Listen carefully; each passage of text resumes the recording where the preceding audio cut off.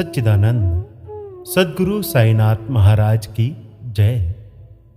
एक बार बालाकृष्ण गोविंद उपासनी जी को बाबा से मिलने की इच्छा हुई। वे जब बाबा के पास द्वारका माई पहुंचे तो उन्होंने देखा बाबा सभी से दक्षिणा मांग रहे हैं। कुछ भक्तों ने उन्हें दक्षिणा भी दी। अचानक बाबा ने गोविंद उपासनी जी की ओर अपना हाथ बढ़ाकर कहा, लाओ मेरी दक्षिणा। उस समय गोविंद उपासनी जी के पास बाबा को दक्षिणा में देने को कुछ भी नहीं था।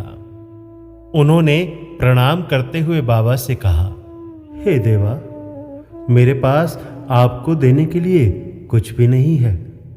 यह सुनकर बाबा मुस्कुरा दिए। दूसरे दिन जब गोविंद उपासनी जी फिर बाबा के दर्शन के लिए आए तो बाबा ने फिर उनसे दक्षिणा मांगी। अब की बार गोविंद उपासनी जी ने ये कहते हुए बाबा से क्षमा मांग ली कि देवा, मेरे पास तो बस वापसी की ट्रेन के टिकट के ही पैसे हैं, मुझे क्षमा करें। यह सुनकर बाबा फिर मुस्कुरा दिए और बोले, अरे भाऊ, क्षमा क्यों मांगते हो? तुम्हारी जेब में जो चांदी की घड़ी रखी है उसे खुश होकर दक्षिणा में दो, तुम्हारा लाभ होगा। गोविंद उपासनी जी ने अनचाहे मन से ये सोचते हुए कि घड़ी देने से मेरा नुकसान होगा, क्योंकि घड़ी चांदी की है और महंगी भी, वह घड़ी बाबा को दक्षिणा में दे दी।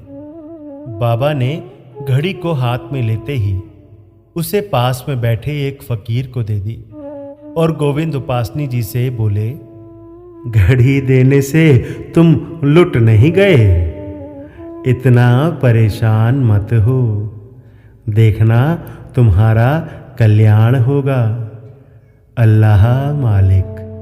बाबा की बात सुनकर उन्हें थोड़ा संतोष तो हुआ, पर फिर भी वे अपनी घड़ी भूल नहीं पा रहे थे। एक दिन रुककर वे वापस पुणे लौट आए। पुणे लौटकर वे अपने मित्र श्री नाथू जी के घर गए और उन्हें शिरडी की घड़ी वाली घटना बताई।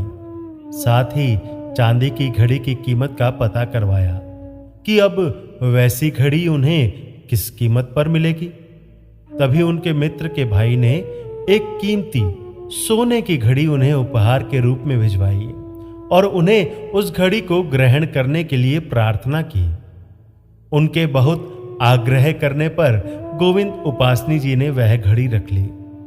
अब उन्हें समझ आ रहा था कि बाबा ने क्यों कहा था कि घड़ी देने से तुम लुट नहीं जाओगे, तुम्हारा कल्याण होगा। सच में घड़ी दक्षिणा में देने से उपासनी जी को कोई नुकसान नहीं हुआ, बल्कि फायदा ही हुआ।